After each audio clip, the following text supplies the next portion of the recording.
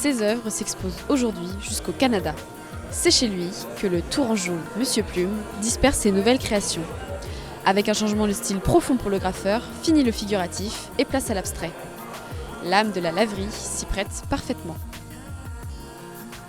Comme dans le graffiti, moi ce qui m'intéresse c'est de faire des grands formats aussi. Du coup j'ai réussi à avoir le lieu pour un week-end et pouvoir exposer une série de travail très différents de ce que je faisais avant. Au vernissage, les visiteurs sont nombreux. Un moyen pour l'artiste d'avoir des retours, des amateurs, mais aussi des professionnels. J'ai eu des bons retours parce que je pense que ça développe l'imaginaire, ce que je cherchais aussi. Il y a ce parallèle avec les nuages quand tu les regardes et qui font des formes.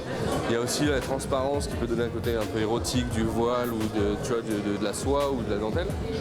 Et du coup, réellement c'est marrant parce que je pense que les gens arrivent à avoir beaucoup de choses. Donc du coup, il y a des retours assez intéressants là-dessus. À 34 ans, il figure déjà parmi les plus célèbres dans un livre d'art pour avoir graffé un mur d'expression à Paris. L'artiste reconnu dans le milieu trouve ici un nouveau public.